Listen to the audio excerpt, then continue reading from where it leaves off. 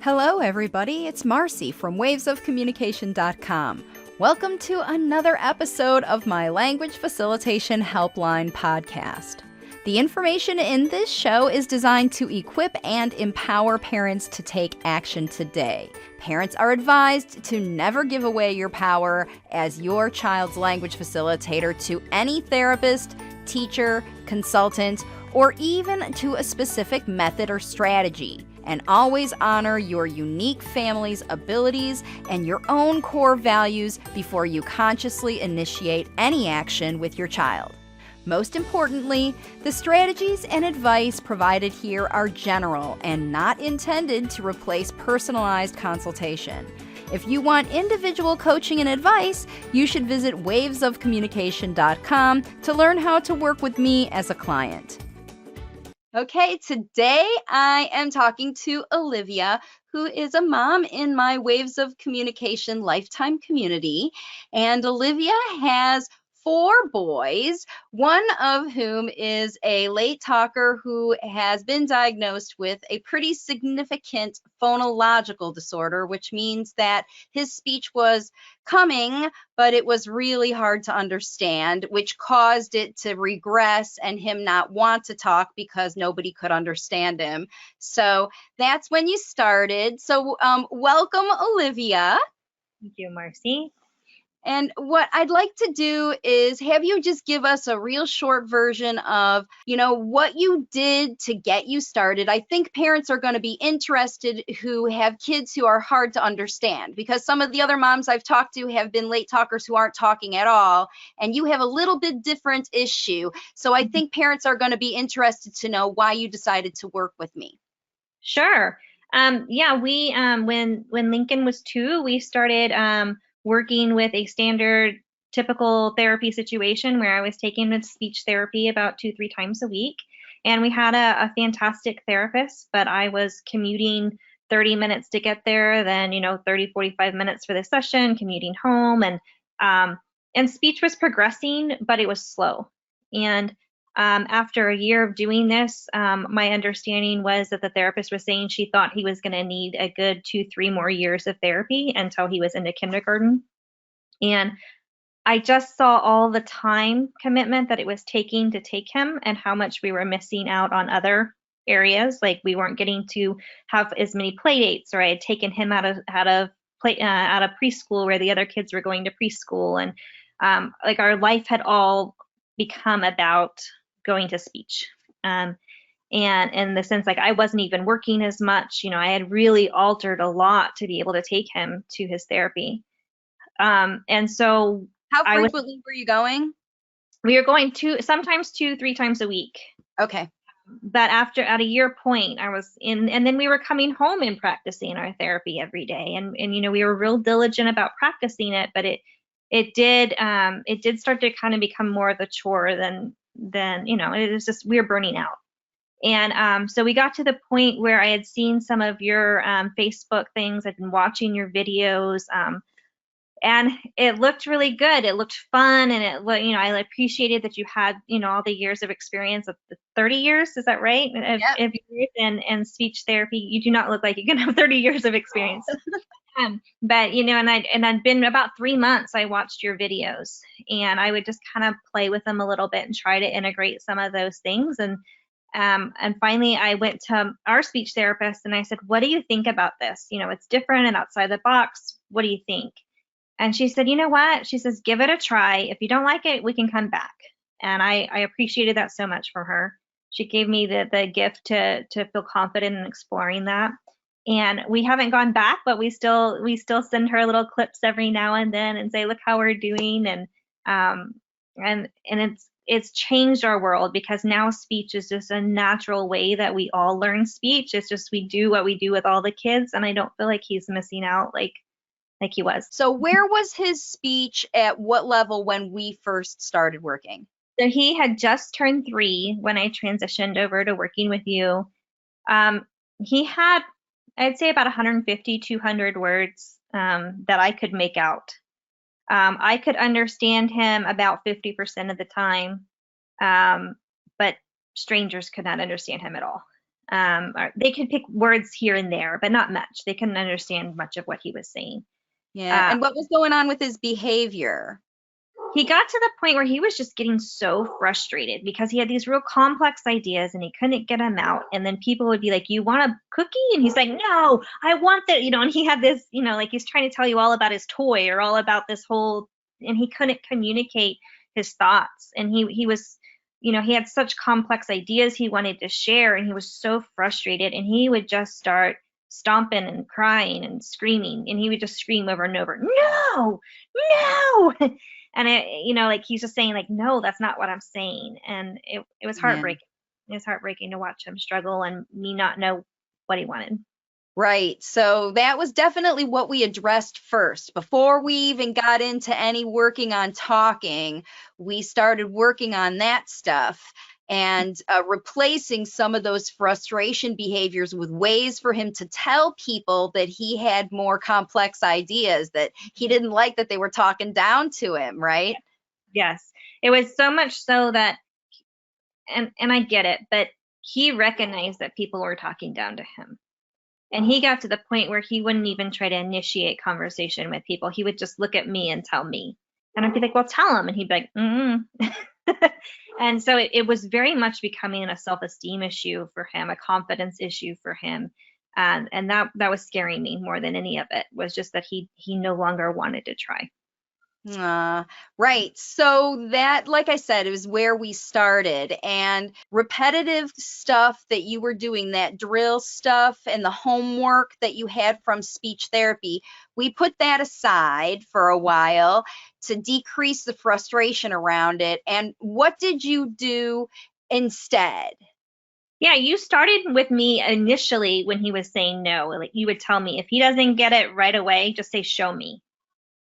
And that calmed things down really fast for us. I just say, "Show me," and that'll hold my hand and he'd show me, and I would say, "Oh, you wanted this, oh, you wanted that," and then he was like, "Yeah," and his little face, he'd just look at me so like, "Yes, thank you for understanding me," like it was so clear. And he had gotten really really good at gesturing. I mean, he had gotten to the point where he could gesture things, and then if you didn't understand one word, he'd replace it with another word, so he was trying so hard to communicate. And so you started there with telling me, "Show me," when he was frustrated. Like, don't even try to understand. Don't ask him to repeat it. Just show me. And then you started having me do just some functional, like we started with our morning routine. And so we started with just during the morning when you got up and we took a bath and we got dressed and we got brushed our teeth. We would say everything. That was our speech time. "I'm putting your shirt on," and just giving him good speech to hear. "I'm turning the bath water on." And at first I felt silly. And before, I guess about a week or two in, I didn't even realize I was doing it anymore. It just became our natural way. And then I would hear him, "I'm turning the water on." He would say it with the same intonation.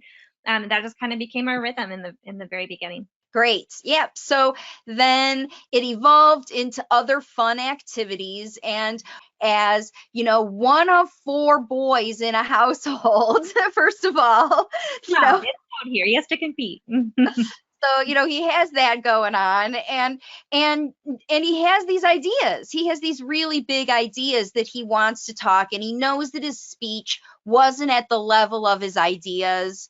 And just starting to explore and expand his language was really important for you to keep up with, wasn't it? Oh yeah. Oh yeah. Yeah. And I think one of the key things in the strategies that I keep talking about now, especially while families are home, that you have at your disposal is pretend play. Because Mm-hmm. even the things that you can't go out and do, like go to the zoo or go hunting Easter eggs or visiting friends, if you have a house with more than one or two kids in it, you can make up stories and play out, pretend play, all these kind of little community activities, can't you? Oh yeah, I think siblings were such a big benefit to us and this play. I mean, it doesn't take long for the siblings to notice what you're doing. And so then my 6-year-old would be talking slow. And when Lincoln would say it wrong, he'd be like, no, Lincoln, I said a red car, like, and so, and then he kind of got mad about that. He's like, no, just stop correcting me. But Right. they really developed a very close relationship in their play. And there is so much dialogue going on through their play. And it started, a year and a half ago. It was more he would make the sounds to the animals. He would make the animal sounds, and brother would do the dialogue. And now they do the dialogue together. It's progressed beautifully. Now I don't think there's much notice that he's not same level.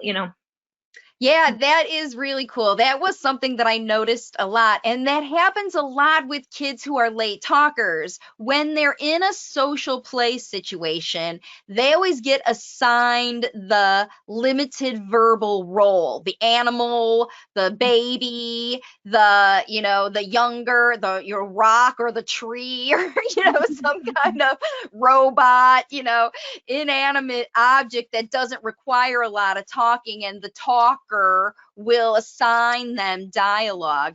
And I think that in itself, because you have your older son, what is that dialogue, and he wanted to keep up, Lincoln. He wanted to use the best talking to be like him.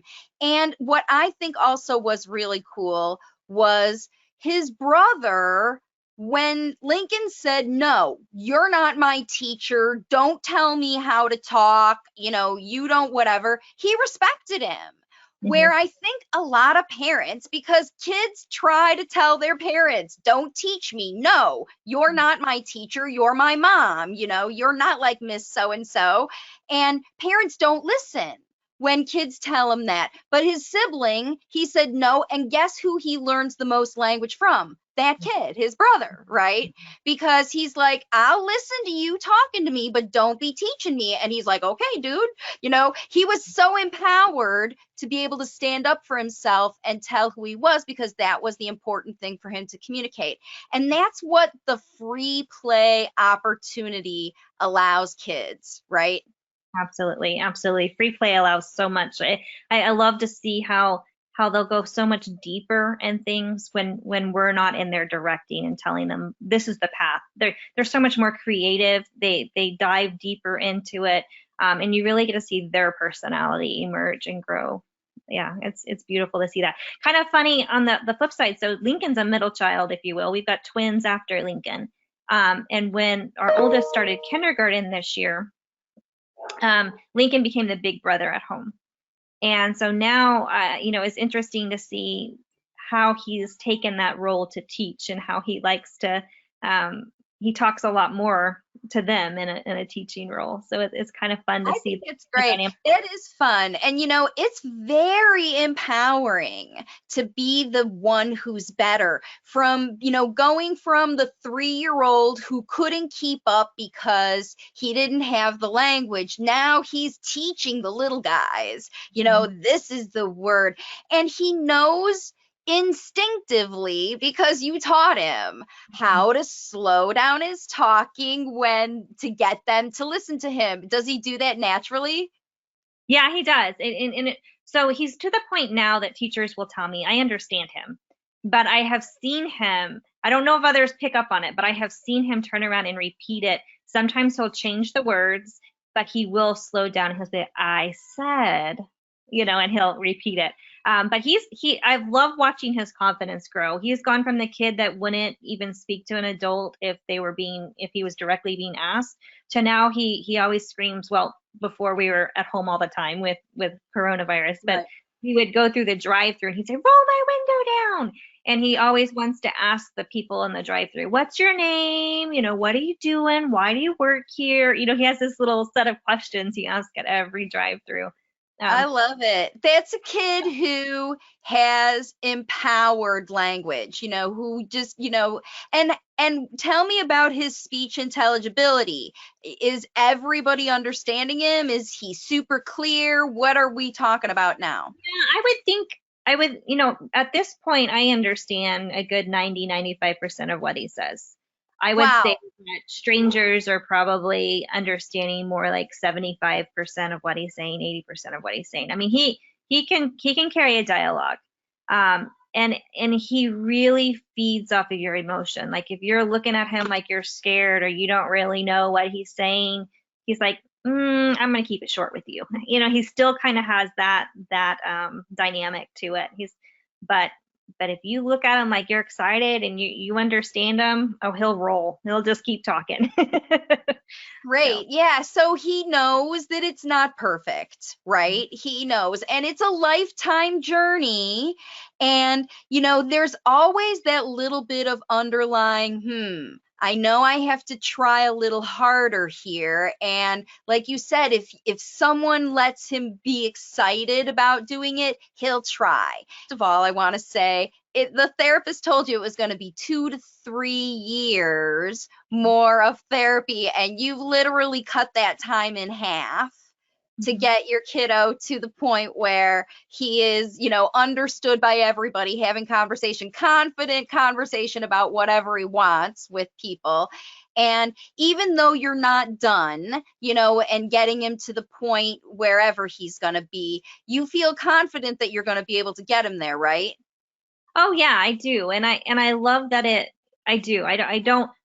It's funny. Speech used to be what I thought about most days. I would go to bed thinking, how can I improve speech tomorrow? What else can I work on tomorrow? How else can I get him to engage longer? I used to go to bed thinking about that.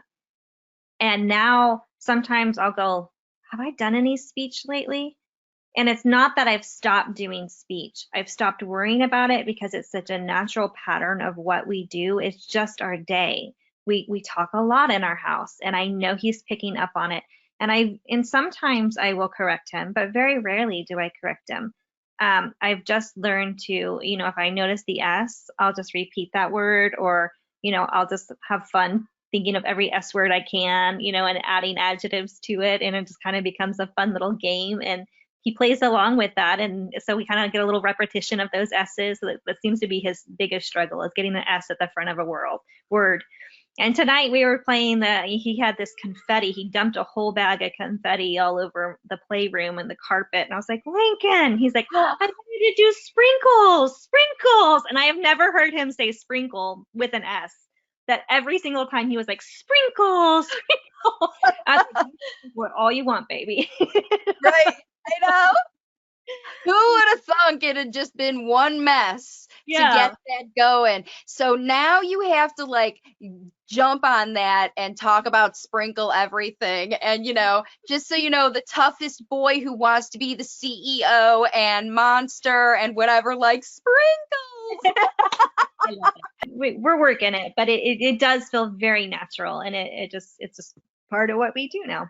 Great, great. So if you were gonna just have some advice for a parent right now who doesn't have speech, who, for whatever reason, the telesessions, whatever, they just want to make a restart because now is a chance, right? For everybody, you're home now, like it or not. And that's what I'm kind of advising people. And I thought that would be something that you could really help people who just want to start over from scratch.